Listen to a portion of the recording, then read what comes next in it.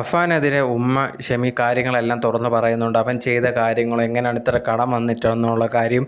ഈ കടമൊക്കെ മെയിനായിട്ട് വന്നതിൻ്റെ കാര്യം എന്ന് പറഞ്ഞാൽ അവൻ ലോണായിട്ട് ആപ്പിൽ നിന്നൊക്കെ എടുക്കുമായിരുന്നു. അതുകൊണ്ടാണ് കുറേയധികം കടമൊക്കെ വന്നത്. അതുപോലെ തന്നെ ആൾക്കാരിൽ നിന്നൊക്കെ കടം വാങ്ങിച്ചു, അങ്ങനെ കുറേ കടം വന്നിട്ടുണ്ട് എന്നൊക്കെ ഉമ്മ പറഞ്ഞിട്ടുണ്ടായിരുന്നു.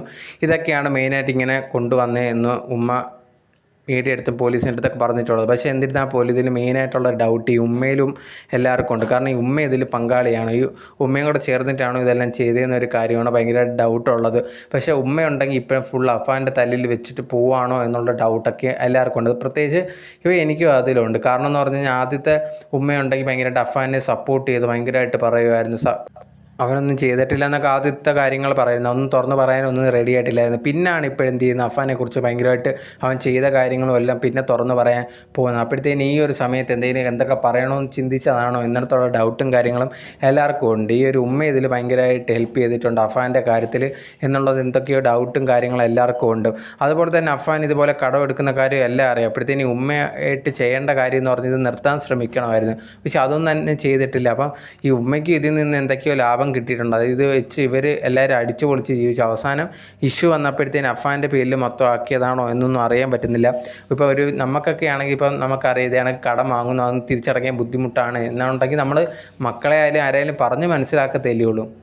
ഇത് കണക്ക് ചെയ്യരുതെന്ന് നമ്മൾ പറഞ്ഞ് മനസ്സിലാക്കുക. പക്ഷേ എന്ന് പറഞ്ഞു കഴിഞ്ഞാൽ ഈ ഒരു അഫാൻ്റെ കാര്യത്തിൽ അങ്ങനെ ഉമ്മയൊന്നും തന്നെ ചെയ്തിട്ടില്ല എന്ന് പറയുമ്പോഴത്തേന് എന്തൊക്കെയോ നമുക്ക് അവർ പറയുന്ന കാര്യത്തിലൊന്നും വിശ്വസിക്കാൻ പറ്റാത്ത രീതിയാണ് തോന്നുന്നത്. എന്തൊക്കെയോ ഈ ഒരു അഫാൻ്റെ കാര്യത്തിൽ ഇവർക്കറിയാം, അല്ലെങ്കിൽ അഫാൻ്റെ കൂടെ ഇവർ നിന്നിട്ടുണ്ട് എന്നുള്ളൊരു മെയിനായിട്ടുള്ള കാര്യമാണ്. പക്ഷേ എന്നിരുന്നാൽ പോലും ഉമ്മ ഭയങ്കരമായിട്ട് ഇപ്പോൾ നല്ല രീതിയിൽ ചമഞ്ഞിട്ട് അവരൊന്നും ചെയ്യാത്ത രീതിയിൽ സംസാരിക്കുന്ന പോലെ തോന്നുന്നുണ്ട്. അതൊരിക്കലും ശരിയായിട്ടുള്ളൊരു കാര്യമാണെന്ന് തോന്നുന്നില്ല. പോലീസ് എന്തായാലും അന്വേഷണം നടത്തിക്കൊണ്ടിരിക്കുകയാണ്. അതിൻ്റെ അടുത്തടുത്ത സ്റ്റെപ്പായിട്ട് പോയിക്കൊണ്ടിരിക്കുകയാണ്. ഉമ്മയുടെ കയ്യിൽ നിന്ന് കുറേയധികം തെളിവും കാര്യങ്ങളും എടുത്തിട്ടുണ്ട്. അഫാൻ്റെ അടുത്ത് ചോദ്യങ്ങളൊക്കെ ചോദിച്ചിട്ട് കുറേയധികം തെളിവും കാര്യങ്ങളൊക്കെ സ്വീകരിച്ച് വെച്ചിട്ടുണ്ട്. ഇനി അടുത്ത ഫുള്ളായിട്ട് എന്ത് ചെയ്യുന്നത്, അഫാൻ ഇനി എന്തുമാത്രം ശിക്ഷ കിട്ടുന്നു ഇതിനെക്കുറിച്ചൊക്കെ ഫുള്ളായിട്ട് നമുക്ക് അറിയേണ്ടതായിട്ടുണ്ട്. ഇനി ഉമ്മ ഷെമി ഇതിൽ പങ്കുണ്ടോ, അങ്ങനെയുണ്ടെങ്കിൽ ഉമ്മ ഷെമിയെ അറസ്റ്റ് ചെയ്യുമോ എന്നുള്ള കാര്യങ്ങളൊക്കെ നമുക്ക് അറിയേണ്ടതായിട്ടുണ്ട്. എന്നാലും ഇപ്പം കിട്ടിയ ഈ ഒരു വാർത്തയെന്ന് പറയുന്നത് ഇപ്പം ഈ ഒരു ഉമ്മ ഷെമി അഫാനെക്കുറിച്ച് പറഞ്ഞിട്ടുള്ളതാണ്. ഇതേ കണക്ക് കടത്തിൻ്റെ കാര്യവും അവനാണ് ഈ കടങ്ങളെല്ലാം വരുത്തി വെച്ച് അവൻ്റെ ദൂർത്താണ് എന്നുള്ള കാര്യങ്ങളൊക്കെ പറഞ്ഞുകൊണ്ടാണ് ഉമ്മ ഷെമി പറഞ്ഞിട്ടുണ്ടായിരുന്നത്. അവനെ ഇനി കാണാൻ എനിക്ക് താല്പര്യമില്ല.